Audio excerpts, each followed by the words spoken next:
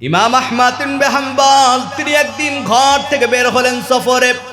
পথের মধ্যে যাওয়ার পর যখন সন্ধ্যা হয়ে গেল, রাত্রবেলা থাকার জন্য তিনি একটা মসজিদের মধ্যে চলে গেলেন। এশার নামাজটা পড়লেন।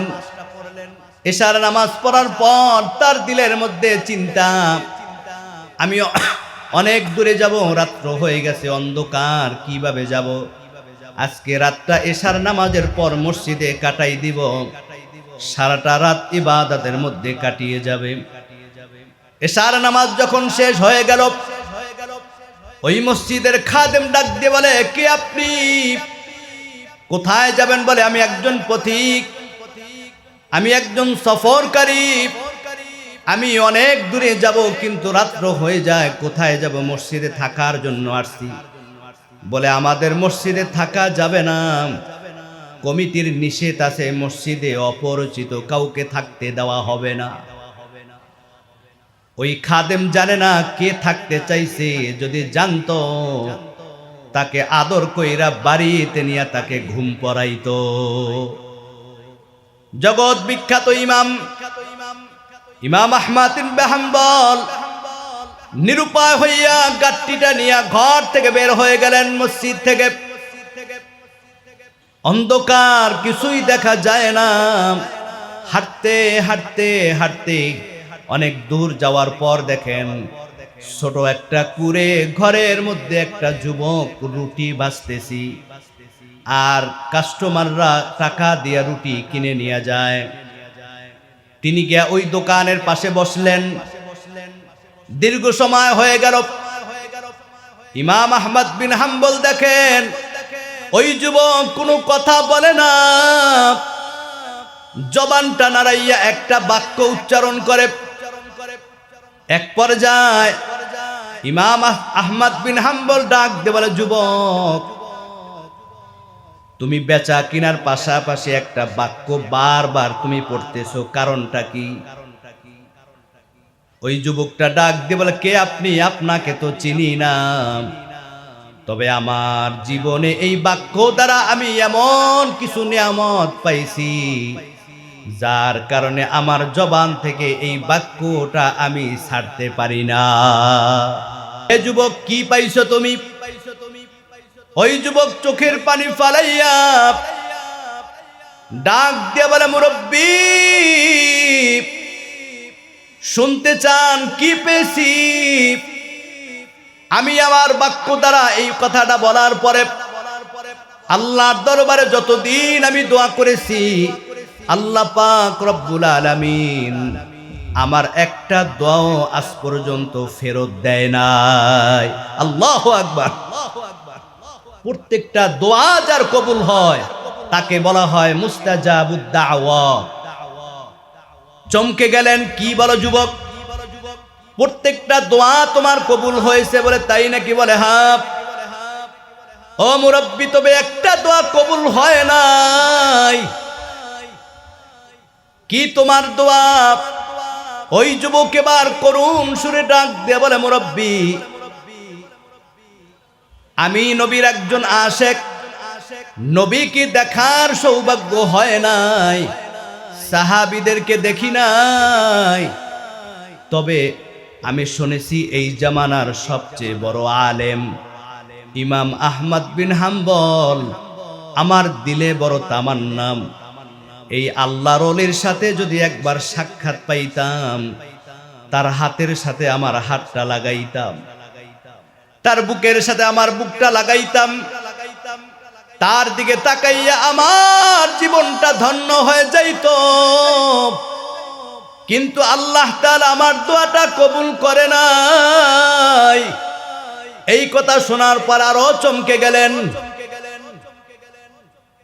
এবার ইমাম আহমদ বিন হাম্বল চোখের পানি ফালাইয়া ডাক দিয়ে বলে, যুবক, আর তোমার কাঁদতে হবে না, দোয়া করতে হবে না।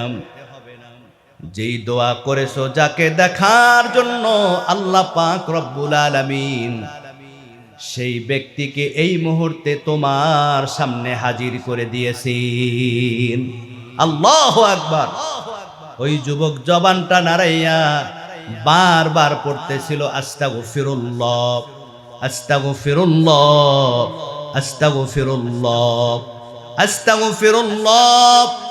বারবার আল্লাহর দরবারে যখন যুবক ইস্তেগফার পড়েছে, আল্লাহ পাক রব্বুল আলামিন এমন ভাবে কবুল করে নিয়েছেন, আল্লাহ যুবকের জীবনের সব দোয়া কবুল করেছেন। দিও দেখা মরণ কালে, হে প্রিয় নবী, অন্তর আমার হবে শীতল, দেখে তোমারি ছবি।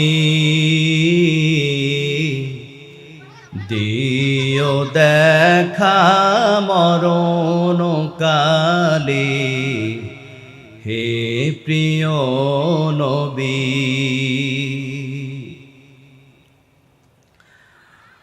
অন্তর আমার হবে শীতল,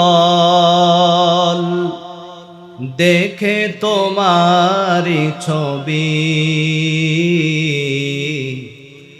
দিও দেখা মরণ কালে, হে প্রিয় নবী। তোমায় আমি ভালোবাসি, ও গো নবীজি, তোমায় ভালোবেসে আমি হতে চাই না জি। তোমায় পাবো কেমনে নবী, রাত্রি দিন ভাবি। অন্তর আমার হবে শীতল, দেখে তোমারি ছবি। দিও দেখা মরণ কালে, হে প্রিয় নবী। বালাগাল উলা বিকামালিহি, কাশাফাদ দুজা বিজামালিহি, হসুনত জমিউ খিসালিহি, সল্লু আলাইহি ওয়া আলিহি। नहीं दो जहां में मिसाले मुहम्मद, जमाले खुदा है कमाले मुहम्मद। बलगल उला बिकमालिही, कशफत दुजा बिजमालिही, हसनत जमीउ खसालिही, सल्लु अलैहि व आलिहि। ला इलाहा इल्लल्लाह, ला इलाहा, जोरे ला इलाहा इल्लल्लाह, ला इलाहा, ला इलाहा इल्लल्लाह, ला इलाहा। নদীর কলো কলে ঢেউয়ের ছলো ছলে, ওই নামেরই সুর শোনা যায়, ওই নামেরই সুর শোনা যায়। হোলে আনহার লা ইলাহা ইল্লাল্লাহ, লা ইলাহা, জোরে লা ইলাহা ইল্লাল্লাহ লা ইলাহা। পাখির গানে গানে হাওয়ার তানে তানে ওই নামের ওই পাই মহিমা, ওই নামের ওই পাই মহিমা, হলে আপন হারা লা ইলাহা ইল্লাল্লাহ লা ইলাহা লা ইলাহা ইল্লাল্লাহ মুহাম্মাদুর রাসূলুল্লাহ সাল্লাল্লাহু আলাইহি ওয়াসাল্লাম। আলহামদুলিল্লাহ, কালীগঞ্জ তাফসীরুল কোরআন মাহফিল ইন্তেজামিয়া কমিটির উদ্যোগে 3 দিন ব্যাপী 32তম বার্ষিক তাফসীরুল কোরআন মাহফিলের আজ দ্বিতীয় দিনের সম্মানিত প্রধান আলোচক, আজকের মাহফিলের বিশেষ আলোচক সহ আজকের সম্মানিত প্রধান অতিথি, বিশেষ অতিথি, সম্মানিত সভাপতি, মাহফিল পরিচালক, উপস্থিত বিভিন্ন মসজিদ মাদ্রাসার ওরাসাতুল আম্বিয়া জাতির মাথার মুকুট হযরত উলামায়ে কেরাম, এলাকার মুরাব্বিয়ানে কেরাম, আলোচনা শ্রবণরত সম্মানিতা মা ও বোনেরা, সকলকে জানাচ্ছি মাহফিলের পক্ষ থেকে ইসলামী মহাসম্বর্ষণ। আসসালামু আলাইকুম ওয়া রাহমাতুল্লাহি ওয়া বারাকাতুহু। আল্লাহ তাআলার দরবারে লাখো কোটি শুকরিয়া যে আল্লাহ পাক রব্বুল আলামিন আপনাকে আমাকে একটি বরকতপূর্ণ জান্নাতের বাগানে, মাজালিসুল কুরআন, মাজালিসুল উলামা, মাজালিসুল যিকর, এমন একটা দামি জায়গায় আল্লাহ তাআলা নিয়ে আসছেন। সে আল্লাহর দরবারে দিল উজাড় করে আওয়াজ করে শুকর গুজার করি, বলি আলহামদুলিল্লাহ, নারায়ে তাকবীর, লক্ষ কোটি দুরুদ ও সালাম আকায়ে নামদার তাজদারে মদিনা আহমদ মুস্তাফা সৈয়দুল মুরসালিন শাফি'ে মুজনবিন রহমাতাল লিল আলামিন খাতামুন নবিয়্যিন রাসূল আরবি ইমামুল মুরসালিন আফতাবে নবুয়ত শাহনশাহে রিসালাত আপনার আমার নবী মুহাম্মাদুর রাসূলুল্লাহ সাল্লাল্লাহু আলাইহি ওয়াসাল্লাম। আমার ভাইরা, আজকে এই বরকতপূর্ণ মজলিসে আপনাকে আমাকে আসার তৌফিক দিয়েছেন কে? আরো জোরে বলেন, কে দিয়েছেন? আল্লাহ যদি কবুল না করতেন, আপনার আমার এখানে বসার কোনো সুযোগ ছিল? যেই দয়াময় আল্লাহ আপনাকে আমাকে পছন্দ করেছেন, কোরআনের বাগানে নিয়ে আসছেন, আমাদের বিশ্বাস ওই মালিক আমাদেরকে গুনাহ মাফ না করাইয়া এই ময়দান থেকে বাড়ি নেবে না, বলি আমিন। দীর্ঘদিন ধরে তাফসীরুল কোরআন মাহফিল কমিটি এই মাহফিল বাস্তবায়নের জন্য, কায়েমের জন্য অনেক চেষ্টা করেছেন।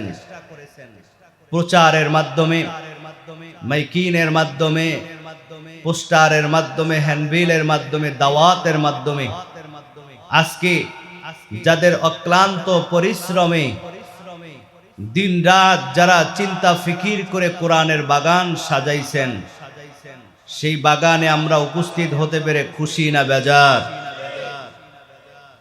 এজন্য আমার ভাইরা, তাদেরকে অসংখ্য মোবারকবাদ জানাচ্ছি, যারা আজকে এই কোরআনের বাগান সাজাইছেন এবং কোরআনের বাগানে যারা জান্নাতি খানা আহরণ করার জন্য যারা হাজির হয়েছেন, আল্লাহ সকলকে কবুল করুক, বলি আমিন। শোনো মুসলমান, খুশির জয়গান, কালীগঞ্জ এলাকাবাসী বড়ই ভাগ্যবান, তাদের দ্বারা হইল কায়েম জান্নাতের বাগান।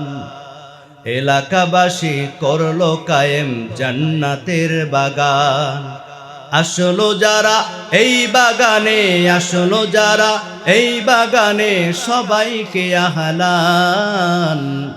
শোনো মুসলমান, খুশির জয়গান।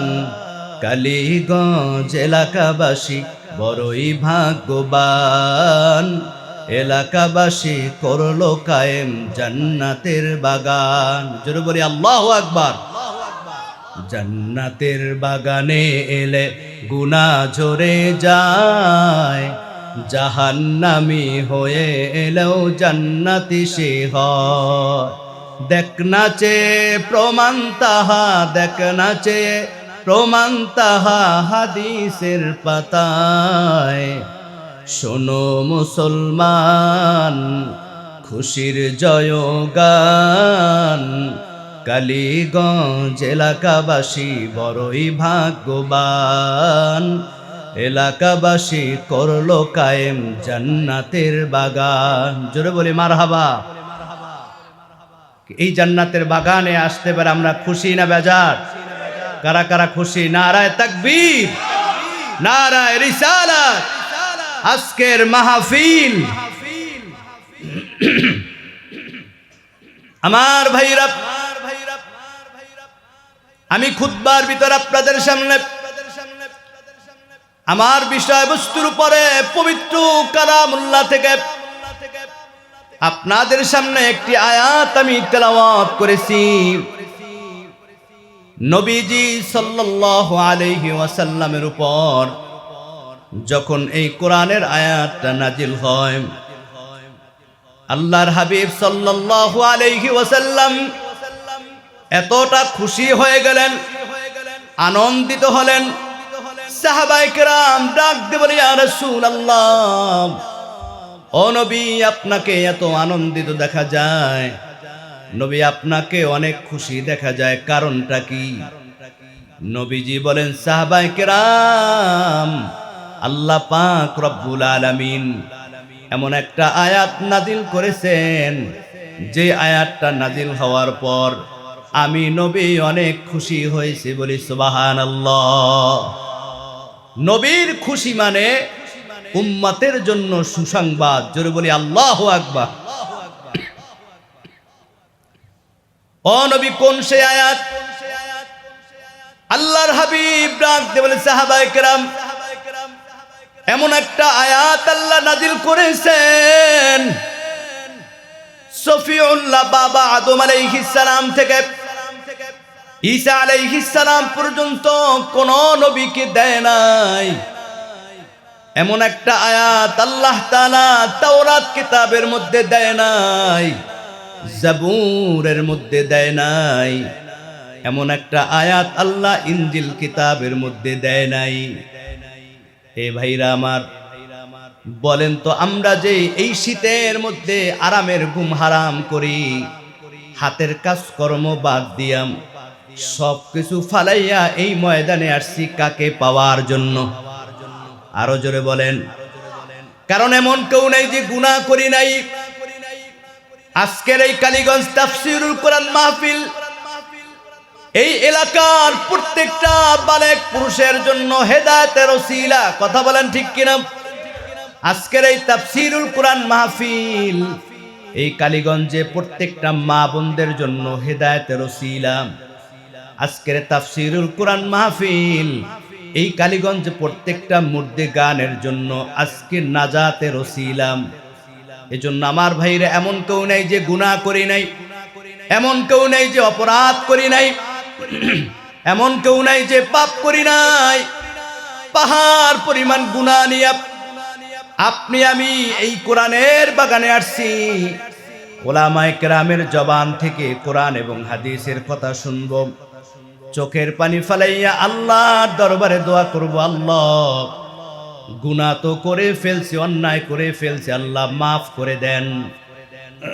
ওই পাহাড় পরিমাণ গুনাহ থেকে কিভাবে রক্ষা পাবো? কিভাবে মাপ পাবো? এজন্য আল্লাহর হাবিব আজ থেকে ১৫০০ বছর আগে নবীজি আপনার আমার গুনার জন্য পেরেশান ছিলেন, আপনার আমার গুনার জন্য আল্লাহর দরবারে কেঁদেছেন।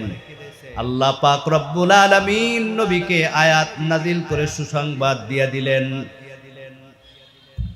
আল্লাহ পাক রব্বুল আলামিন নবীকে আয়াত নাজিল করে জানাইলেন, ও পয়গম্বর, আপনার উম্মতদেরকে বলে দেন, কুল ইয়া ইবাদিয়াল্লাযীনা আসরাফু আলা আনফুসিহিম লা তাকনাতু মির রাহমাতিল্লাহ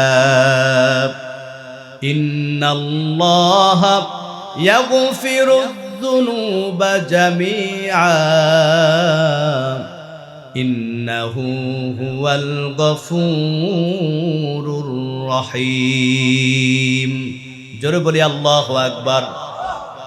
পবিত্র কালামুল্লাহর মধ্যে ২৪ নম্বর পারা ৩ নম্বর পৃষ্ঠা ৩৯ নম্বর সূরার ৫৩ নম্বর আয়াতে আল্লাহ তাআলা বলেন, কুল নবী আপনি বলেন, ইয়া ইবাদ, হে আমার বান্দা। আল্লাহ তাআলা আপ শব্দটা ব্যবহার করলেন। আল্লাহ বলেন, ইয়া আইয়ুহাল মুমিনুন, ইয়া আইয়ুহাল মুসলিমুন। আল্লাহ শুধু মুমিন এবং মুসলমানদেরকে আলাদা করে নাই। আল্লাহ বলেন, ইয়া ইবাদ, হে আমার বান্দা। বান্দার মধ্যে সবাই শামিল, হিন্দু, বৌদ্ধ, খ্রিস্টান, ইহুদি, সৃষ্টিকার। এজন্য আল্লাহ তাআলা বলেন, ইয়া ইবাদ, হে আমার বান্দা, আসরাফু আলা আনফুসিহিম লা তাকনাতু মির রাহমাতিল্লাহ। বান্দা, তুমি গুনাহ করেছো, অন্যায় করেছো, পাপ করেছো, ও বান্দা তুমি যদি ফিরে আসো ক্ষমার জন্য, বান্দা যদি আমি আল্লাহর দরবারে ফিরে আসো, লা তাকনাতু মির রাহমাতিল্লাহ, আমি আল্লাহর রহমতের আশা করো, ইন্নাহু হুয়াল গফুরুর রহিম, আমি আল্লাহ তোমার জীবনের সমস্ত গুনাহগুলা মাফ করে দিব। এই ঘোষণা দিয়েছেন কি? আল্লাহ তাআলা বলেন, বিসমিল্লাহির রাহমানির রাহিম,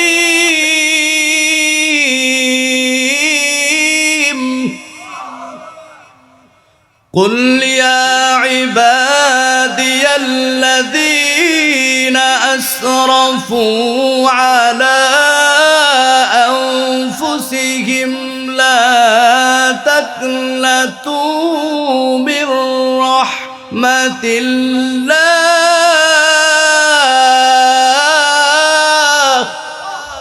ইন্নাল্লাহা ইয়াগফিরুয যুনুবা জামিআ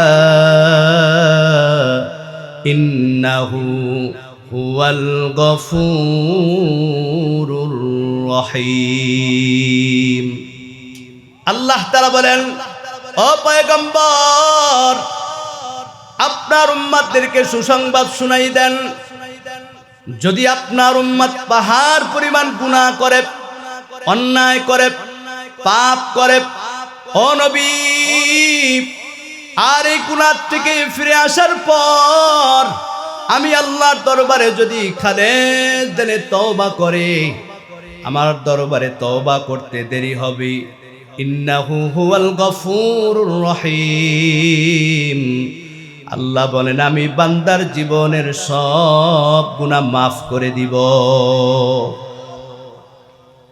এজন্য গুনাহ মাফের জন্য শর্ত হচ্ছে আল্লাহর দরবারে খালেস দিলে তওবা করতে হবে। আমার ভাইরা, এজন্য আল্লাহ পাক রব্বুল আলামিন অন্য আয়াতের মধ্যে জানাই দিলেন, ইয়া আইয়ুহাল্লাযীনা আমানু তুবু ইলাল্লাহি তাওবাতান নাসুহা। ও নবী আপনি বলেন, যারা গুনাহ মাফের জন্য খালেজ দিলে তওবা করবে, আমি আল্লাহর দরবারে ক্ষমা চাবি। ও নবী, আমি আল্লাহ শুধু বান্দার গুনাহগুলোকে মাফ করব না, নবী আপনি জানাই দেন, আসা রব্বুকুম আইয়ুকাফিরা আনকুম সাইয়্যাতিকুম ওয়া ইউদখিলাকুম জান্নাতিন তাজরি মিন তাহতিহাল আনহার। বান্দা যখন খালেজ দিলে তওবা করবে, আমি আল্লাহ বান্দাকে জান্নাতের মেহমান বানাই দিব। আল্লাহু আকবার। কেমন দয়াময় আল্লাহ, কেমন রহমান আল্লাহ, যে আল্লাহর কাছে চাইতে দেরি হয় আল্লাহ মাফ করতে দেরি করে না। এ কালীগঞ্জের মুসলমান মা বোনেরা, যুবক ভাইরা, এমন কেউ নেই যে গুনাহ করি নাই, এমন কেউ নেই যে পাপ করি নাই। জীবনে কত নামাজ ছেড়ে দিয়েছি, রোজা ছেড়ে দিয়েছি, অন্যায় করেছি, পাপ করেছি। ভালো করে শুনো, আজকের এই মাহফিল তোমার জন্য হেদায়েতের ওসিলা।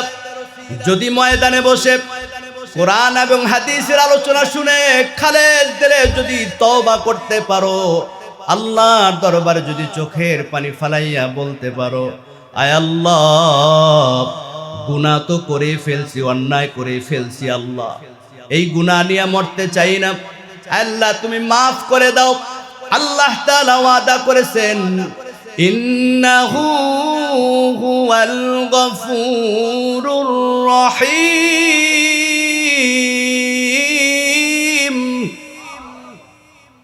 সমস্ত গুনার জন্য আল্লাহর দরবারে যদি বান্দা তওবা করে, আল্লাহ তাআলার কাছে চাইতে দেরি হয়, আল্লাহ বান্দার গুনাহগুলা মাফ করতে দেরি করে না। এজন্য গুনাহ মাফের জন্য এক নাম্বার শর্ত হচ্ছে আল্লাহর দরবারে খালেজ দিলে তওবা করা। তওবা এটা এমন একটা আমল, শুধু গুনাহ মাফ হয় না, বান্দা যখন প্রতিটা নিয়ত জবানটা নাড়াইয়া গুনাহ মাফের জন্য ইস্তেগফার পরে, আস্তাগফিরুল্লাহ আস্তাগফিরুল্লাহ আস্তাগফিরুল্লাহ, বান্দা আল্লাহর দরবারে এই বাক্যটা বলার কারণে শুধু গুনাহ মাফ হয় না, গুনাহ তো মাফ হয়েই যায়, ওই বান্দা আল্লাহর একজন মুখলিস বান্দা হয়ে যায়। বলি সুবহানাল্লাহ। আমার ভাইরা, জগৎ বিখ্যাত ইমাম আহমদ ইবনে হাম্বল, তিনি একদিন ঘর থেকে বের হলেন সফরে। পথের মধ্যে যাওয়ার পর যখন সন্ধ্যা হয়ে গেল, রাত্রবেলা থাকার জন্য তিনি একটা মসজিদের মধ্যে চলে গেলেন। এশার নামাজটা পড়লেন। এশার নামাজ পড়ার পর তার দিলের মধ্যে চিন্তা, আমি অনেক দূরে যাব, রাত্র হয়ে গেছে, অন্ধকার, কিভাবে যাব? আজকে রাতটা এশার নামাজের পর মসজিদে কাটাই দিব, সারাটা রাত ইবাদতের মধ্যে কাটিয়ে যাবে। এশার নামাজ যখন শেষ হয়ে গেল, ওই মসজিদের খাদেম ডাক দিয়ে বলে, কে আপনি? কোথায় যাবেন? বলে, আমি একজন পথিক, আমি একজন সফরকারী, আমি অনেক দূরে যাব, কিন্তু রাত্র হয়ে যায়, কোথায় যাব? মসজিদে থাকার জন্য আসছি। বলে, আমাদের মসজিদে থাকা যাবে না, কমিটির নিষেধ আছে, মসজিদে অপরিচিত কাউকে থাকতে দেওয়া হবে না। ওই খাদেম জানে না কে থাকতে চাইছে, যদি জানতো তাকে আদর কইরা বাড়িতে নিয়ে তাকে ঘুম পড়াইতো।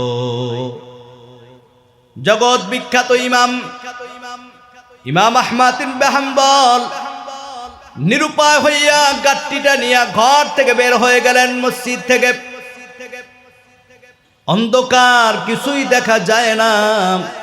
হাঁটতে হাঁটতে হাঁটতে অনেক দূর যাওয়ার পর দেখেন ছোট একটা কুঁড়ে ঘরের মধ্যে একটা যুবক রুটি ভাজতেছি, আর কাস্টমাররা টাকা দিয়ে রুটি কিনে নিয়ে যায়।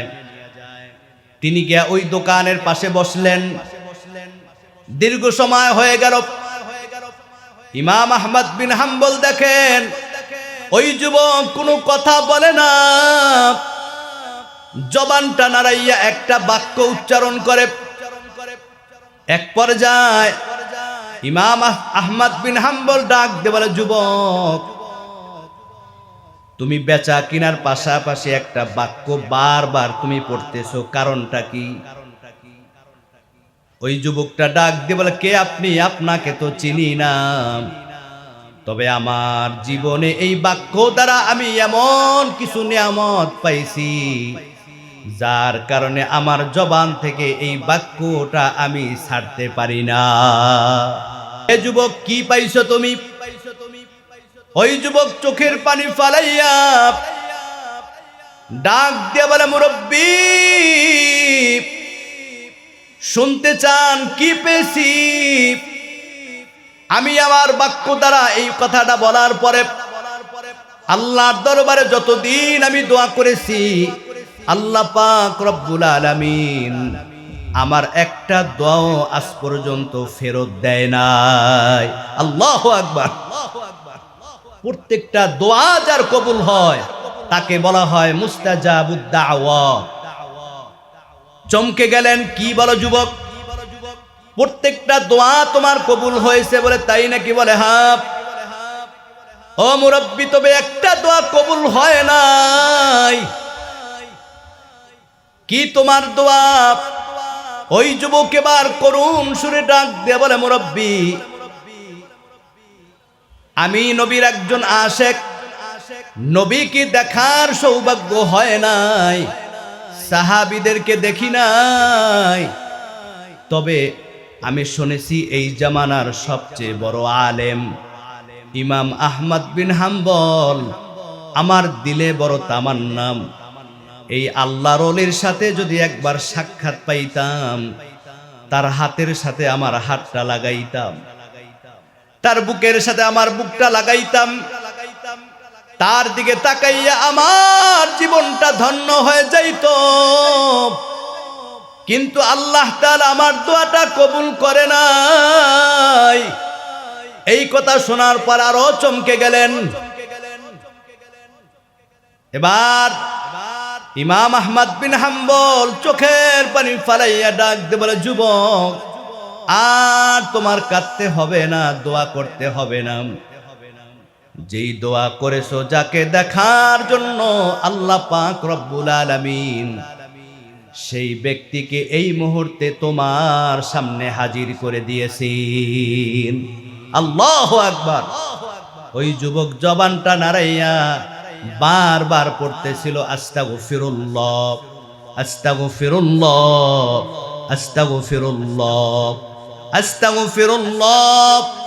বারবার আল্লাহর দরবারে যখন যুবক ইস্তেগফার পড়েছে, আল্লাহ পাক রব্বুল আলামিন এমন ভাবে কবুল করে নিয়েছেন, আল্লাহ যুবকের জীবনের সব দোয়া কবুল করেছেন। এজন্য আমার ভাইরা, যদি কেউ খালেজ দিলে তওবা করতে পারে, আল্লাহর দরবারে ক্ষমা চায়। এ মা বোনেরা, জীবনে অনেক গুনাহ করেছ, সংসারের ব্যস্ততায় তুমি নামাজ পড়তে পারো না, কাজের ব্যস্ততায় সকাল যায়, জোহর যায়, আসর যায়, মাগরিব যায়, হেলায় হেলায় দিন কেটে যায়, নামাজ পড়ো না। আজকে তুমি সংসারের ব্যস্ততায় আল্লাহর হুকুম ছেড়ে দিয়েছ। রাত্রবেলা মালাকুল মউত যদি তোমার দরজায় হাজির হয় রে মা, আল্লাহর দরবারে কি জবাব দিবা? হে যুবক ভাই, টেলিভিশন চাইরা মোবাইল দেখতে দেখতে গান শুই না রাত্রবেলা ঘুমিয়ে যাও। মালাকুল মউত যদি রাত্রবেলা তোমার দরজায় হাজির হয়ে যায়, কালকে তোমার 2 দিন হয়ে যাবে। এই পাহাড় পরিমাণ গুনাহ নিয়ে যদি মৃত্যুবরণ হয়, জাহান্নাম ছাড়া কোনো উপায় নাই রে ভাই। এই জন্য আল্লাহর দরবারে খালেজ দিলে তওবা করো। আল্লাহর হাবিবের প্রিয় সাহাবী হযরত আবু হুরায়রা রাদিয়াল্লাহু তাআলা আনহু নবীজির কাছ থেকে যখন বের হলেন, একজন মহিলা নবীজির প্রিয় সাহাবী আবু হুরায়রার সামনে দাঁড়িয়ে গেল।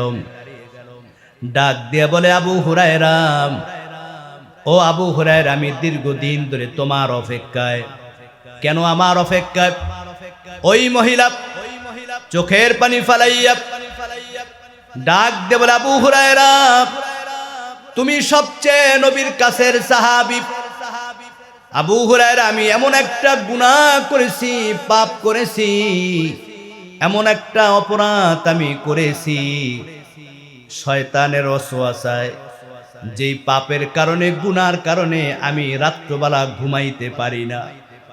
এ আবু হুরায়রা, আমি যখন ঘুমাইতে যাই আমার মনে হয় আজকে আমার শেষ রাত, শেষ নিদ্রা। কিন্তু আমি যদি গুনাহ মাফ না করাইয়া কবরের মধ্যে যাই, ওই জাহান্নামের আযাব ছাড়া আমার কোনো উপায় নাই। কি করব, কিভাবে ক্ষমা পাব? নিরুপায় হইয়া তোমার কাছে আসছে আবু হুরায়রা। আবু হুরায়রা বলেন, বলো, কি তুমি গুনাহ করেছো? কি তুমি পাপ করেছো, অন্যায় করেছো? এ কালীগঞ্জের মা বোনেরা, যুবক ভাইরা, দিলের কানটা লাগাইয়া শোনো। ও মহিলা, বলো তুমি কি গুনাহ করেছো? ওই মহিলা ডাক দিল, আবু হুরায়রা, আমার পরিবারের সবাই জানে আমি একজন চরিত্রবান নারী, আমার সমাজে সবাই জানে আমি একটা ভালো মেয়ে, কিন্তু আমার যৌবনে আমি শয়তানের ওয়াসওয়াসায় একটা রাখালের সাথে জেনা করেছি। ওই জেনা করার পর আমার পেটের মধ্যে বাচ্চা চলে আসছে। দুনিয়ার কেউ জানে না। আমি গোপনে পাহাড়ের চূড়ায় গিয়া আমার বাচ্চা যখন দুনিয়ার জমিনের মধ্যে আসি, লজ্জা কিভাবে মানুষের সামনে মুখ দেখাবো, ওই সন্তানকে আমার নিজ হাতে আমি পাথর দিয়া চাপা দিয়া সন্তানকে আমি হত্যা করে ফেলছি। এ আবু হুরায়রা, তখন আমার কোনো বোধগয় ছিল না, আমি কি করেছি আমার কোনো হুঁশ ছিল না। কিন্তু এখন বুঝতেছি আমি কি পাপ করেছি, অন্যায় করেছি। আবু হুরায়রা ডাক দিয়ে বলে, ও মহিলা, গুনাহ করেছো, নিজে শেষ হয়েছো, সন্তানটাকে কেন হত্যা করলি? এই সন্তানের তো কোনো গুনাহ নাই, নিজেকে শেষ করছো, সন্তানটাকেও মারছো। যাও তুমি ধ্বংস হয়ে যাও, যাও তুমি বিনাশ হয়ে যাও। আবু হুরায়রার কথা শুনে মহিলা কাঁদতে কাঁদতে নিরুপায় হয়ে চলে গেল। কিছুক্ষণ পরে আবু হুরায়রার বোধগয় হলো, কেন মহিলাকে আমি তাড়াই দিলাম? এখনো তো আমাদের মাঝে নবীজি আছেন, নবীজির মাঝে কেন আমি এই মহিলাকে পাঠাইলাম না? আবু হুরায়রা একটা দৌড় দিল নবীর কাছে। নবীর কাছে গিয়ে ডাক দিয়ে বলে, সরকারে দো আলম, ও নবী, এই মহিলা গুনাহ করেছে, পাপ করেছে। আল্লাহর হাবিব বলেন, তুমি কি বলেছো মহিলাকে? আবু হুরায়রা বলে, নবী, আমি সহ্য করতে পারি নাই, আমি বলেছি যাও তুমি ধ্বংস হয়ে যাও, বিনাশ হয়ে যাও। এই কথাটা শোনার পর নবীজির মুখটা মলিন হয়ে গেল। আবু হুরায়রা আশ্চর্য হয়ে গেলেন। আল্লাহর হাবিব ডাক দিয়ে বলে, আবু হুরায়রা, কেন মহিলাকে তুমি তাড়িয়ে দিয়েছো? এ আবু হুরায়রা, তুমি কি জানো এই মহিলা গুনাহ করার পর, অন্যায় করার পর যখন ক্ষমার জন্য তোমার কাছে আসছে, তুমি যখন মহিলাকে ফিরাই দিয়েছো, এই মহিলা এমন ভাবে কান্না করেছেন, আল্লাহর দরবারে ক্ষমা চাইছেন। আল্লাহ তাআলা এই মহিলার চোখের পানির বিনিময়, আল্লাহ তাআলা এই মহিলার তওবার বিনিময়, আল্লাহ তাআলা এইমাত্র জিবরাইল আলাইহিস সালামের মাধ্যমে আয়াত নাজিল কইরা মহিলাকে আল্লাহ মাফ করে দিয়েছেন। নবীজি বলেন, আয়াত শুনাই দেন আবু হুরায়রা, ওই মহিলাকে আয়াত শুনাই দাও। আয়াত নাজিল হয়ে গেল, বিসমিল্লাহির রহমানির রহিম,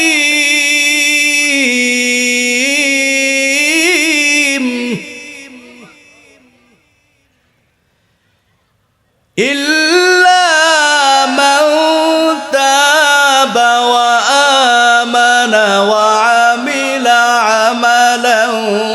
صالحا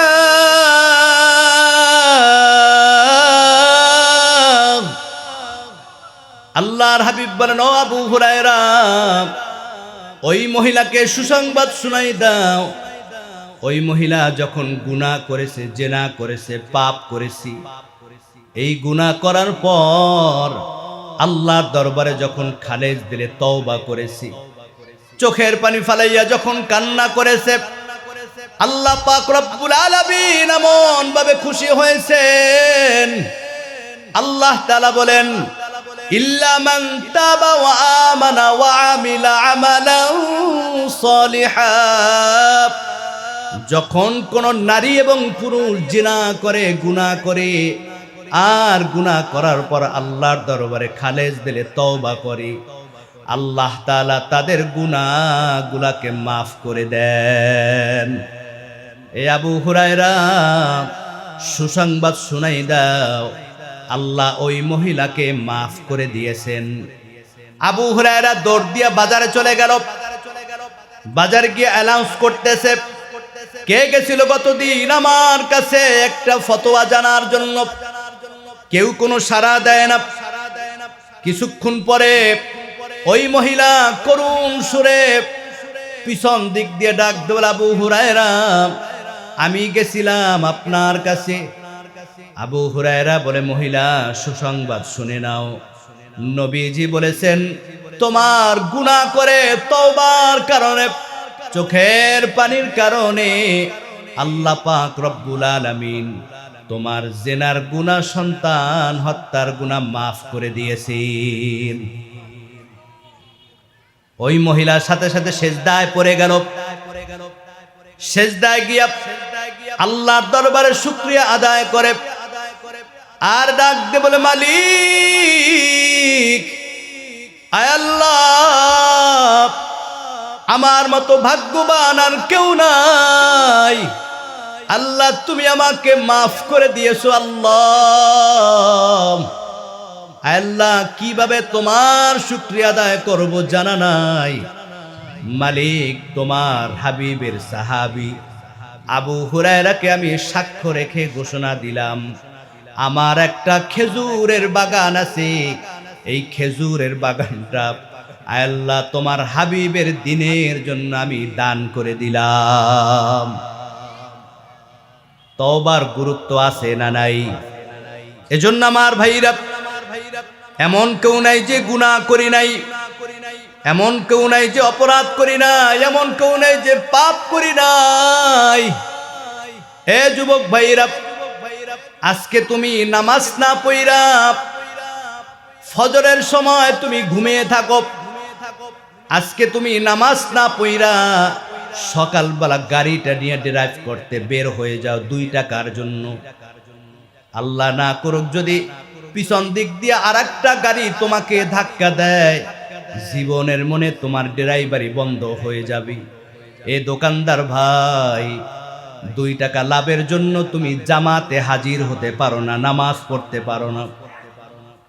মালাকুল মউত যদি রাত্রবেলা তোমার দরজায় হাজির হয়ে যায়, জীবনের মনে তোমার দোকানের দরজার জাপ বন্ধ হয়ে যাবে। কথা বলেন ঠিক কিনা? এজন্য সাবধান, আল্লাহর দরবারে খালেজ দিলে তওবা করে নাও।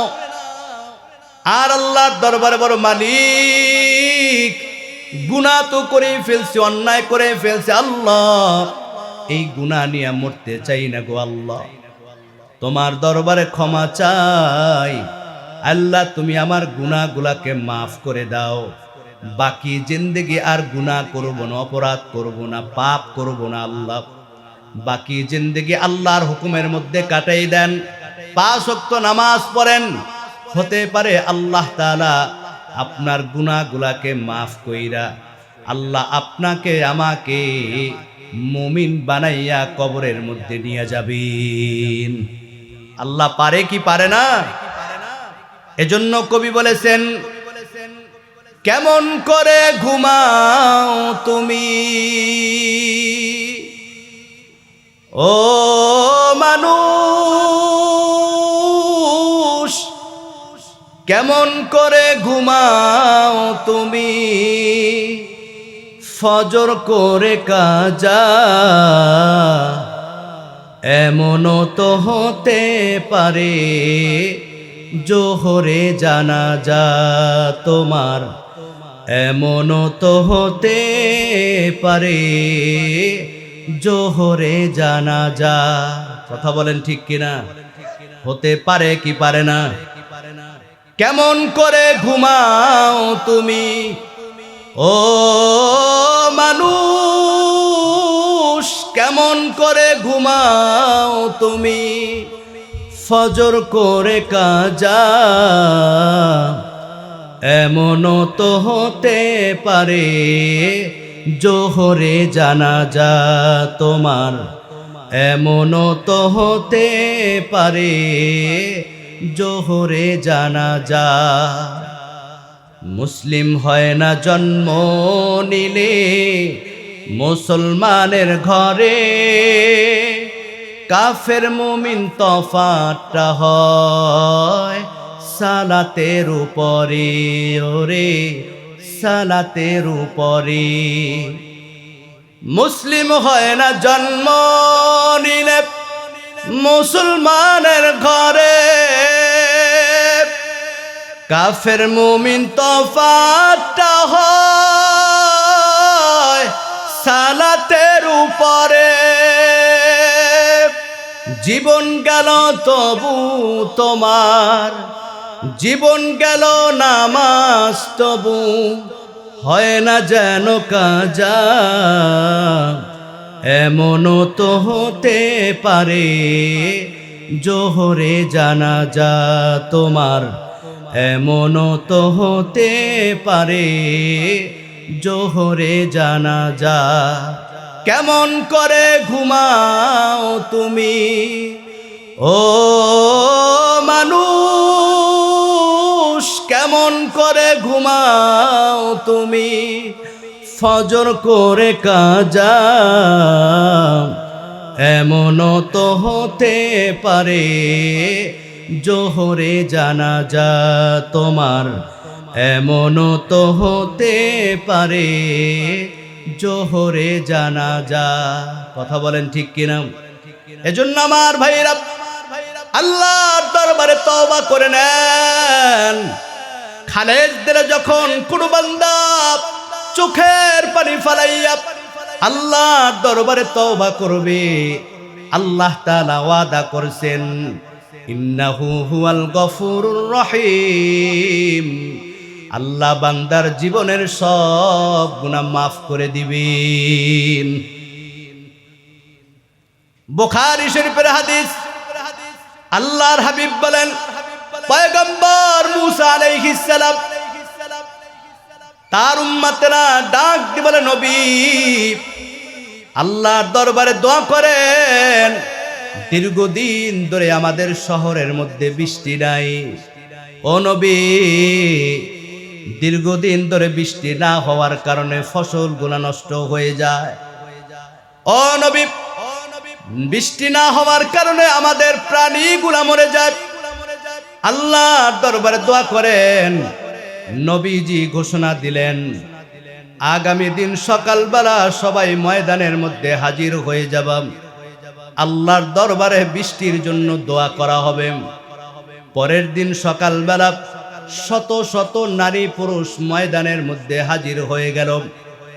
পয়গম্বর মুসা আলাইহিস সালাম আল্লাহর দরবারে দুইটা হাত তুললেন, আয় আল্লাহ, বৃষ্টি নাই, ফসলগুলো নষ্ট হয়ে যায়, ও মালিক, প্রাণীগুলা মরে যায়, বিরান মরুভূমি, আল্লাহ আসমান থেকে রহমতের বৃষ্টি দান করো।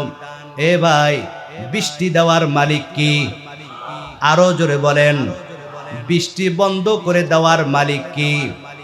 যখন বৃষ্টি হয় না, আল্লাহর হাবিব যখন কোন আমার খাঁটি উম্মত, যখন কোন মুখলিস বান্দা আল্লাহর দরবারে ইস্তিসকার নামাজ পড়ে বৃষ্টির জন্য হাত তুলে, ওই হাত দুইখানা তুলতে দেরি হয়, আল্লাহ তাআলা আসমান থেকে বৃষ্টি দিতে দেরি করে না। মূসা আলাইহিস সালাম বলেন, মালিক আয় আল্লাহ, রহমতের বৃষ্টি দান করো আল্লাহ। জিবরাইল আলাইহিস সালাম হাজির হয়ে গেল, ডাক দিয়ে বলে, পয়গম্বর, ও নবী, আল্লাহর দরবারে যত দোয়া করেন না কেন, আল্লাহ তাআলা বলেছেন আজ আপনার দোয়া আল্লাহ পালা কবুল করবে না।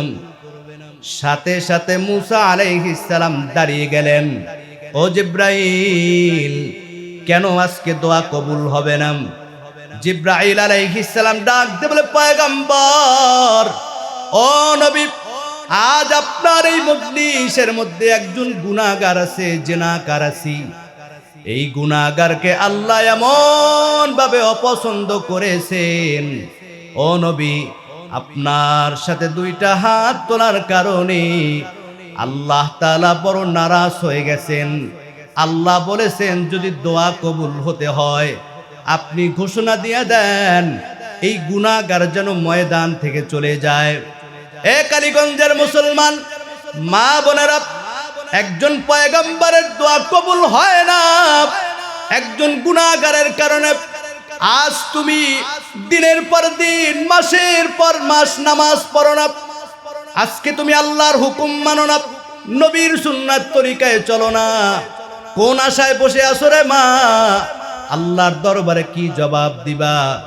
আজকে যদি তোমার মৃত্যু হয়, কালকে তোমাকে 5 টুকরা দাফন কাফন করে ঘর থেকে বাহির করে দিবি। সাবধান, ভালো করে শুনুন। পয়গম্বর মূসা আলাইহিস সালাম দাঁড়িয়ে গেলেন, গোটা মজলিসের সামনে ঘোষণা দিলেন, এ আমার কওমের লোকেরা শোনো, আল্লাহ তাআলা বলেছেন এই মজলিসের মধ্যে একজন গুনাহগার আছে, ওই গুনাহগারের কারণে আল্লাহ তাআলা বড় নারাজ হয়েছেন, দোয়া কবুল হবে না। তাড়াতাড়ি ময়দান থেকে চলে যাও, না হয় আজকে আমার দোয়া কবুল হবে না। এ ভাই, যে গুনাহ করেছে সে জানে কি জানে না? আরো জোরে বলেন। এই ময়দানে কে আজকে ফজর পড়ে নাই? জানেন কি? জোহর পড়ে নাই, আসর পড়ে নাই, মাগরিব পড়ে নাই, এমনকি জুমার নামাজটাও পড়ে নাই। এ কপাল পুরা, ভালো করে শুনে রাখো, একজন গুনাহগারের কারণে পয়গম্বরের দোয়া কবুল হয় না। এবার যখন মূসা আলাইহিস সালাম গোটা মজলিসকে ঘোষণা দিলেন, কে আছো গুনাহগার, চলে যাও, তোমার কারণে আজকে দোয়া কবুল হবে না। সাথে সাথে গোটা মজলিসটা থমকে গেল, কেউ ময়দান থেকে উঠে যায় না। যে গুনাহ করেছে বুঝতে বাকি নাই, আমি সেই গুনাহগার, আমি সেই পাপী। লজ্জায় পড়ে গেছে ওই গুনাহগার, চিন্তায় পড়ে গেছে, এখন যদি ময়দান থেকে চলে যাই সবাই আমাকে চিনে ফেলবে, এখন যদি ময়দান থেকে চলে যাই সবাই আমাকে তোহমাত দিবে। এই সেই গুনাহগার, এই সেই পাপী, যার কারণে দোয়া কবুল হয় নাই। ওই গুনাহগার যাইতেও পারে না, আবার বসে থাকতেও পারে না।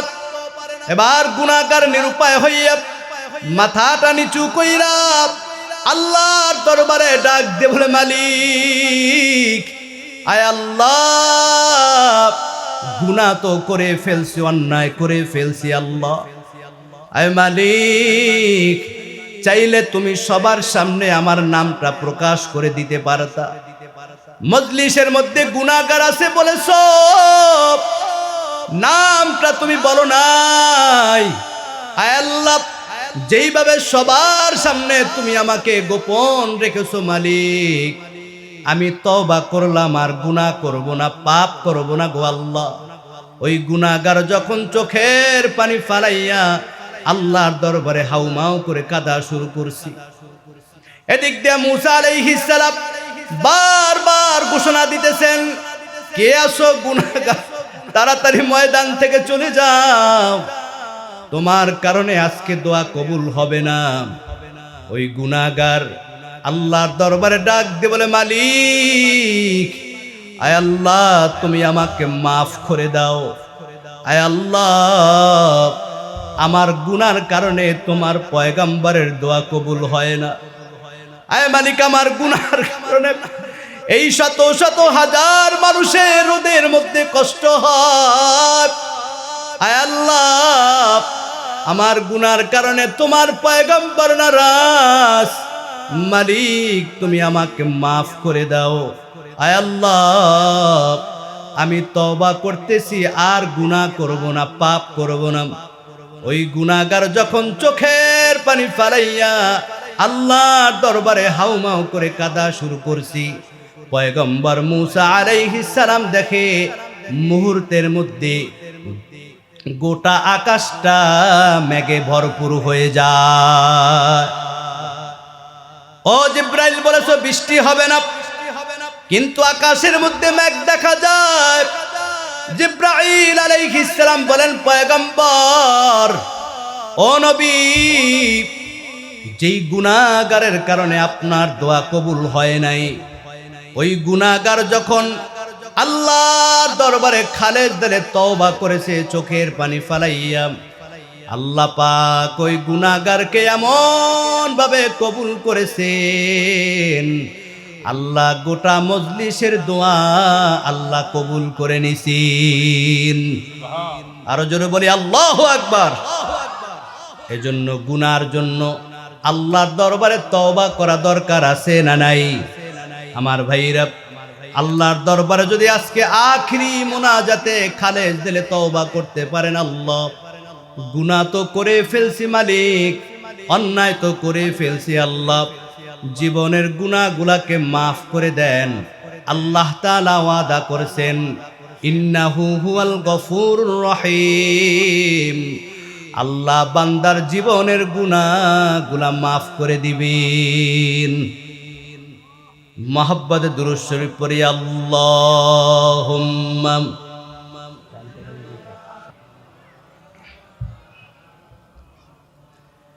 এ দুনিয়া পরে রবে,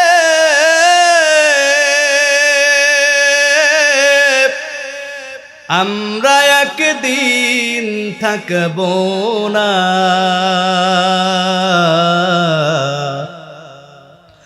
সবাই আমাদের ভুলে যাবে, নবীজি আপনি ভুইলেন না। আল্লাহুম্মা সাল্লি আলা সাইয়্যিদিনা মাওলানা ওয়া আলা আলি সাইয়্যিদিনা মাওলানা। এ জীবনে না করিলাম বন্দেগি, গুনাহ করে কাটাইলাম জিন্দেগি, গুনাহ করে কাটাইলাম জিন্দেগি। তওবা করে আবার তওবা ভাঙ্গিলাম, তওবা করে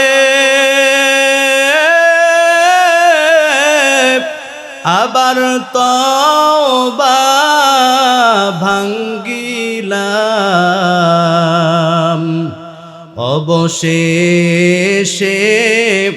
খাঁটি তওবা করিলাম, অবশেষে খাঁটি তওবা করিলাম। সকলেরই দরজা হইতে আল্লাহ ফিরিয়া, সকলেরই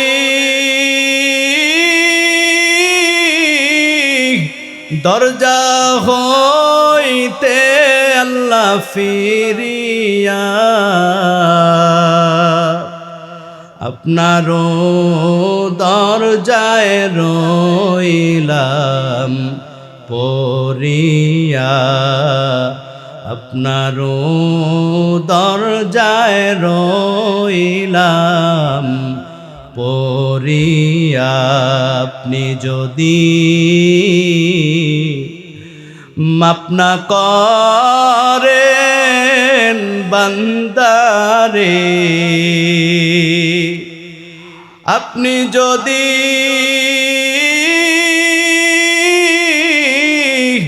মাফ না করেন আল্লাহ বান্দারে, বলেন আপনার বান্দা যাবে কারদারে, বলেন আপনার বান্দা যাবে কারদারে। গুনাহ করছি আর তো গুনাহ করব না, গুনাহ করছি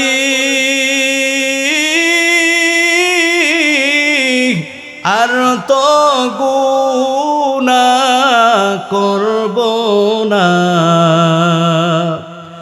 দয়া করে মাফ করে দেন রব্বানা, দয়া করে মাফ করে দেন রব্বানা। আদর রিয়া মানুষ আল্লাহ বানায়া, আদর রিয়া মানুষ আল্লাহ বানায়া, কেমনে দিবেন জাহান্নামে ফেলিয়া, কেমনে দিবেন জাহান্নামে ফেলিয়া। বান্দা যখন জাহান্নামে জ্বলিবে, বান্দা যখন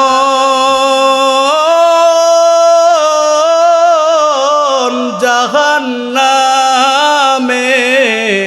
জ্বলিবে,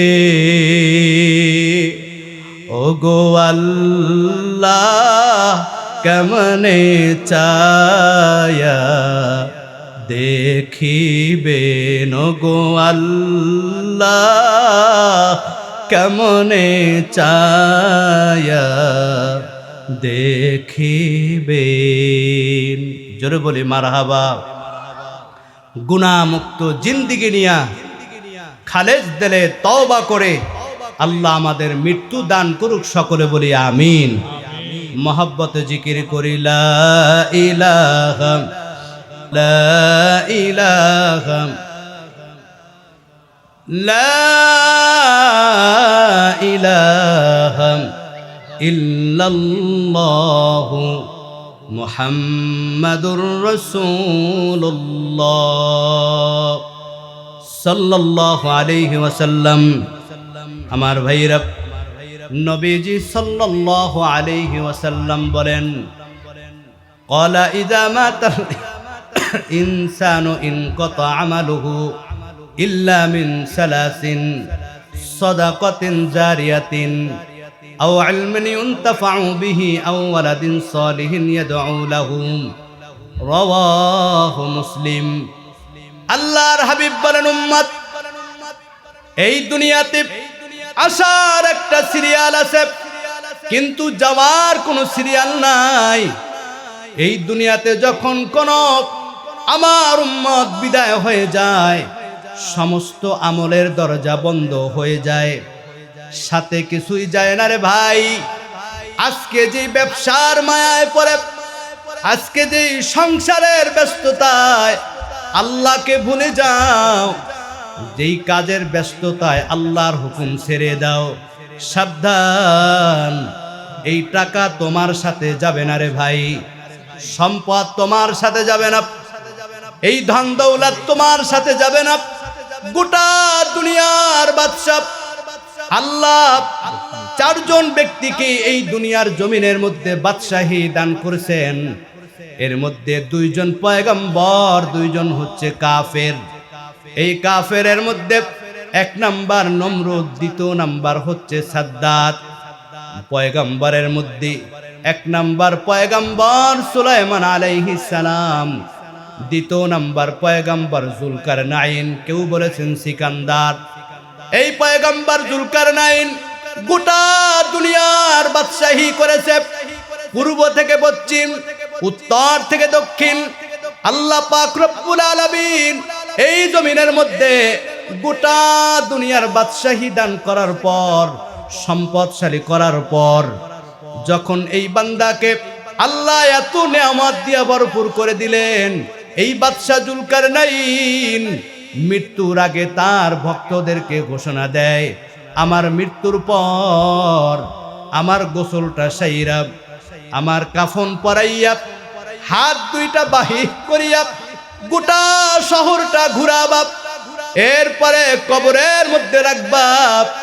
কথা মতো বাদশা জুলকারনাইন দুনিয়ার জমিন থেকে যখন বিদায় হয়ে যায়, আমার ভাইরা, তার ভক্তরা যখন খাটের মধ্যে শোয়াইয়া গোটা শহরটাকে ঘুরাইতেছি, কিছু দুনিয়াদারিরা বলে, দেখ দেখ, এই বাদশা সারা জীবন আমাদের কাছ থেকে ভ্যাট নিছে, ট্যাক্স নিছি, এখনো বাদশা হাত দুইটা বাহির করিয়া আমাদের কাছে মনে হয় ভ্যাট চায়, ট্যাক্স চায়। বিজ্ঞ জ্ঞানীরা করে বলে, না না, যেই বাদশা গোটা দুনিয়ার বাদশা, সম্পদের অভাব নাই, যেই বাদশার অর্থের অভাব নাই, ক্ষমতার অভাব নাই, এই বাদশা যখন দুইটা খালি হাতে কবরের দিকে রওনা হয়, এই গোটা দুনিয়ার মানুষে ভালো করে শুনুন, বাদশা বুঝাইতে চায়, আমি বাদশা যখন দুইটা খালি হাতে কবরে রওনা হইলাম, আমার মতো এইভাবে সবার একদিন খালি হাতে কবরে যাইতে হবে। এজন্য আমার ভাইরা, আল্লাহর দরবারে খালেস দিলে তওবা করা দরকার আছে না নাই? আজকে আমার আলোচনার মূল বিষয় হচ্ছে তওবার গুরুত্ব এবং ফজিলত। কারণ তওবা এমন একটা আমল, বান্দা যদি পাহাড় পরিমাণ গুনাহ করে, অন্যায় করে, পাপ করে, আল্লাহর দরবারে বান্দা যখন ইস্তেগফারের মাধ্যমে ক্ষমা চাবে, চোখের পানি ফালাইয়া বান্দা চাইতে দেরি হয়, আল্লাহ তাআলা ঘোষণা দিবেন, আমি আল্লাহ বান্দার গুনাহ মাফ করতে দেরি করি না। আমার ভাইরা, জগৎ বিখ্যাত আলেম আল্লামা মালিক ইবনে দিনার, তিনি একদিন হজের সফরে, হজের মৌসুমে হজ করতে গিয়া ওই কাবার প্রান্তে ওয়ালের সাথে হেলান দিয়ে একটু ঘুম পড়লেন। তার দিলের মধ্যে তামান্না, এই শত শত হাজার মানুষ হজ করে, আমি যদি জানতে পারতাম কার হজ কবুল হয়, কার হজটা কবুল হয় না, এই ফিকির করে করে তিনি যখন একটু তন্দ্রায় পড়ে গেলেন, স্বপ্নের মধ্যে কি যেন বলে, এ মালিক ইবনে দিনার, অন্যের হজ নিয়ে টেনশন করার দরকার নাই, তোমারটা নিয়ে টেনশন করো। তবে ভালো করে শুনো, আল্লাহ পাক রব্বুল আলামিন এ বছর সমস্ত হাজীদের হজ কবুল করেছেন, একজন হাজীর হজ কবুল হয় নাই, যেই লোকটার নাম হচ্ছে মুহাম্মদ বিন হারুন, বাড়ি তার বাগদাদি। আল্লাহ তাআলা এই ব্যক্তির হজ কবুল করে নাই। সাথে সাথে মালিক ইবনে দিনারের ঘুমটা ভেঙে গেল, পাগল পারা হয়ে গেলেন। কি দেখলাম? একটা দৌড় দিয়া ওই বাগদাদের তাঁবুর মধ্যে চলে গেল। ওই তাঁবুর মধ্যে গিয়া ডাক দিয়ে বলে, কে আছো? আপনাদের মাঝে মুহাম্মদ বিন হারুন নামে কেউ আছে নাকি? নামটা নেওয়া মাত্র একটা যুবক বসা থেকে দাঁড়িয়ে গেল। কে আপনি, কি আপনার পরিচয়? বলে আমি মালিক ইবনে দিনার। বলে শুনেছি সবচেয়ে বড় আলেম, আপনি কি সেই? বলে না, আমি একজন সাধারণ মানুষ। কারণ আল্লাহর ওলি যারা, বুজুর্গ যারা, তারা কখনো নিজেকে মানুষের সামনে জাহের করে না। কেন আসছেন আমাদের এই তাঁবুর মধ্যে? এ যুবক বলো, মুহাম্মদ বিন হারুন লোকটা কই? ওই যুবক ডাক দিয়ে বলে, আপনি যার কথা বলেছেন তিনি তো আমাদের এই কাফেলার সর্দার। তিনি এমন একজন আল্লাহওয়ালা বুজুর্গ মানুষ, যিনি 40 বছর ধরে এশার নামাজের পরে ফজর পর্যন্ত একটা রাত তিনি বিছনার মধ্যে ঘুমায় না। আমার ভাইরা, মালিক ইবনে দিনার আশ্চর্য হয়ে গেলেন। আমি স্বপ্নের মধ্যে দেখলাম মুহাম্মদ বিন হারুনের হজ কবুল হয় নাই, অথচ স্বপ্নের মধ্যে তার খ্যাতি, তার সুনাম। কি বলে যুবক? আমার ভাইরা, এক পর্যায়ে যুবক ডাক দিয়ে বলে, আপনি যাকে খুঁজতেছেন ওই লোকটা ওই যে দেখেন জাবালে রহমত, পাহাড়ের উপর দাঁড়াইয়া আল্লাহর দরবারে কেঁদে কেঁদে তিনি দোয়া করতেছেন। মুহাম্মদ বিন হারুন তিনি চলে গেলেন সেই জাবালে রহমত পাহাড়ের কাছে, গিয়া শুনতেছে মুহাম্মদ বিন হারুন একটা হাত চাদরের মধ্যে গুটানো, আর একটা হাত বাইতুল্লাহর দিকে ফিরাইয়া আল্লাহর দরবারে ডাক দিয়ে বলে, মালিক, আয় আল্লাহ, গুনাহ তো করে ফেলছি, অন্যায় তো করে ফেলছি, আল্লাহ আপনার দরজা ছাড়া কোনো দরজা নাই, আল্লাহ আপনি আমাকে মাফ করে দেন। মুহাম্মদ বিন হারুন আল্লাহর দরবারে চোখের পানি ফালাইয়া তিনি দোয়া করতেছেন। এদিক দিয়া মালিক ইবনে দিনার যখন সালাম দিলেন, পিছনের দিকে তাকাইয়া দেখে সুন্দর নুরানিওয়ালা একটা মানুষ। কে আপনি? বলে আমি মালিক ইবনে দিনার। কেন আসছেন? বলে আপনার সাথে একটু কথা বলার জন্য আসছি। বলেন। মালিক ইবনে দিনার বলে, ভাই, আমি স্বপ্নের মধ্যে দেখলাম আল্লাহ পাক রব্বুল আলামিন সমস্ত হাজীদের হজ কবুল করেছে, কিন্তু আপনার হজ কবুল হয় নাই। কিন্তু তাঁবুর মধ্যে আপনার সুনাম শুনেছি, ব্যাপারটা আমি বুঝতে পারলাম না, কারণটা কি? মুহাম্মদ বিন হারুন ডাক দিয়ে বলে, ভাই, আপনি যা দেখেছেন সত্য দেখেছেন, আল্লাহ তাআলা আমার হজ কবুল করে না। কেন রে ভাই? জানতে চাই কেন আপনার হজ কবুল হয় না? চোখের পানি ফালাইয়া মুহাম্মদ বিন হারুন বলে, ভাই, আমার মা বড় মহব্বত করে ভালোবাসে পয়গম্বর মুসা আলাইহিস সালামের ভাই হারুন, তার নামে আমার নাম রাখছি। এক পর্যায়ে আমি যখন বড় হতেছি, বড় হতে হতে যখন যুবক হয়ে গেলাম, আমি বাজে ছেলেদের আড্ডায় পড়ে আমি নেশাগ্রস্ত হয়ে গেলাম। আমি একদিন নেশা করে বাড়িতে ফিরি। বাড়িতে ফেরার পর আমার মা দরজার সামনে বসেছিল। ওই মা ডাক দিয়ে বলে, সন্তান, আজকে এমন একটা রাত, 30শে শাবান, গোটা দুনিয়ার মানুষ আজকে তারাবির নামাজ পড়বে, সেহরি খাবে, রোজা রাখবি। এমন একটা দিনে তুমি নেশা করেছো, এমন একটা দিনে নেশা করে তুমি বাড়িতে ঢুকছো। এ মালিক ইবনে দিনার, আমার মাথা তখন ঠিক ছিল না, আমার মেজাজটা গরম হয়ে গেল, সহ্য করতে পারি নাই মায়ের উপদেশ। সাথে সাথে আমার হাতের 5টা আঙ্গুল শক্ত করে মায়ের গালের মধ্যে লাগাই দিলাম। আমার মা আঘাত সহ্য করতে পারে নাই, জমিনের মধ্যে পড়ে গেল। আমার মা ডাক দিয়ে বলে, কুলাঙ্গার সন্তান, কিভাবে মায়ের শরীরে আঘাত করলি? তোর মতো কুলাঙ্গার সন্তান যেন আল্লাহ কোনো মায়ের ঘরে না দেয়। আমার ভাইরা, এই কথা বলার পর মুহাম্মদ বিন হারুন বলে, আমার মেজাজটা আরো গরম হয়ে গেল। আমি সহ্য করতে পারি নাই।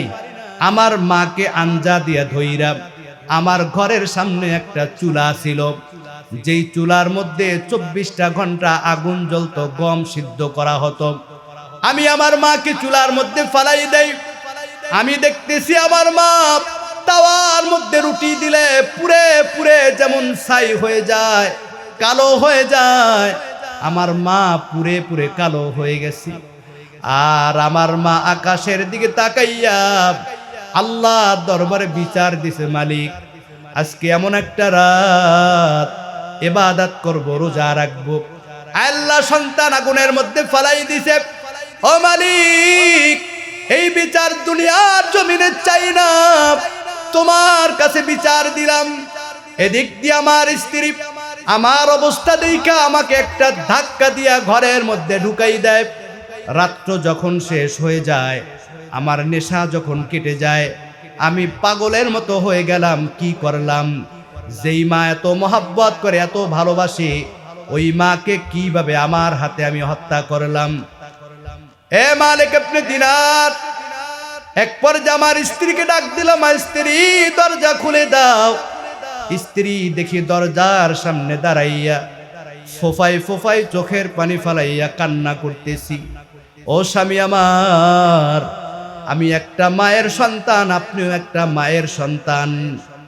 যেই মা আপনাকে 10টা মাস গর্ভে ধারণ করেছে, পায়খানা প্রস্রাব পরিষ্কার করেছে, যেই মা মেতরুনির মতো আপনার লালন পালন করেছে, কিভাবে সেই মাকে আপনি হত্যা করলেন?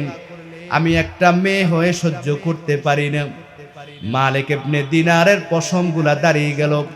এ মুহাম্মদ বিন হারুন, তারপরে কি হলো? মুহাম্মদ বিন হারুন বলে, আমার স্ত্রী দরজাটা খুলে দিল। আমি দেখি আমার মা পুরো ছাই হয়ে গেছে। আমি আর সহ্য করতে পারি নাই। মায়ের ভালোবাসার কথা মনে পড়ে গেল। আমি ঘরে একটা দৌড় দিয়ে আইসা, আমার ঘরে একটা কুঠাল ছিল, এই কুঠাল দ্বারা আমার হাতের যেই হাত দ্বারা আঘাত করেছি, কবজিটা আলাদা করে দিয়েছি। আমার ঘরে 8000 দিনার ছিল, দান করে দিয়েছি। রাত্রবেলা যখন ঘুমাইতে যাই, কে যেন গাইবে আওয়াজ দিয়ে বলে, কুলাঙ্গার সন্তান, যেই মা তো মহব্বত করেছে, ভালোবাসছে, ওই মাকে কিভাবে হত্যা করলি? আমি একটা রাত ঘুমাইতে পারি না। এ মালিক ইবনে দিনার, ওই দিন থেকে আমি একটা রাতও বিছনার সাথে পিঠ লাগাই না। আল্লাহর দরবারে আমি ইবাদতের মধ্যে কাটাই দেই।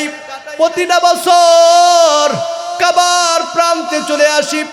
একটা বছর নয়, 2টা বছর নয়, 40টা বছর আমি হজ করি। আর কে যেন গাইবি আওয়াজ দিয়া বলে, তোর হজ করে কোনো লাভ নাই, আল্লাহ তোর হজ কবুল করবে না। এ মালিক ইবনে দিনার, আমি এখন কি করব? কিভাবে আমি মুক্তি পাবো? কিভাবে এই গুনাহ মাফ করাবো? মালিক ইবনে দিনার ডাক দিয়ে বলে, যেহেতু গুনাহ করে ফেলছেন, অন্যায় করে ফেলছেন, আমি আপনাকে একটা পরামর্শ দেই। আপনি এশার নামাজ পড়ে অজু কইরা 1000 বার আপনি পড়বেন আস্তাগফিরুল্লাহ, আস্তাগফিরুল্লাহ, আস্তাগফিরুল্লাহ। আর 100 বার দুরূদ শরীফ পড়বেন। আল্লাহ যদি কবুল করে, আল্লাহ আপনাকে মাফ করে দিতে পারে। এই কথা বইলা মালিক ইবনে দিনার তিনি কাবার প্রান্তে চলে গেলেন। ওই দিন রাত্রিবেলা মালিক ইবনে দিনার স্বপ্নের মধ্যে দেখতেছে রাহমাতুল লিল আলামিন ডাক দিয়ে বলে, মালিক, যে আমার উম্মত গুনাহ করার পর, পাপ করার পর আমি নবীর প্রতি দুরূদ পড়েছে, আল্লাহর কাছে তওবা করেছে, ইস্তিগফার করেছি, আল্লাহ তাআলা তার তওবাটাকে এমন ভাবে পছন্দ করেছেন, আল্লাহ তার মা হত্যার গুনাহ আল্লাহ মাফ করে দিছেন। আমার ভাইরা, এ মালিক ইবনে দিনার, তবে মুহাম্মদ বিন হারুনকে এটাও শুনাই দাও, কিয়ামতের দিন আল্লাহ তাআলা এই মুহাম্মদ বিন হারুনকে আগুনের মধ্যে ফালাবেন। মায়ের সামনে যখন সন্তান আগুনের মধ্যে জ্বলবে, মা সহ্য করতে পারবে না। আল্লাহর দরবারে দোয়া করবে, আল্লাহ, আমার সন্তান আগুনে জ্বলে আমি মা সহ্য করতে পারি নাই, আমার সন্তানটাকে আল্লাহ মাফ করে দেন। আমি মাও মাফ করে দিলাম। আল্লাহ ওই দিন সন্তানকেও জাহান্নামের আগুন থেকে আল্লাহ মাফ করে দিবেন। এজন্য আমার ভাইরা আসুন, এমন কেউ নেই যে গুনাহ করি নাই, অপরাধ করি নাই, পাপ করি নাই। আল্লাহর দরবারে আজকে আখিরি মুনাজাতে খালেস দিলে যদি তওবা করতে পারি, আমাদের সমস্ত গুনাহগুলা মাফ করে দিবেন কে?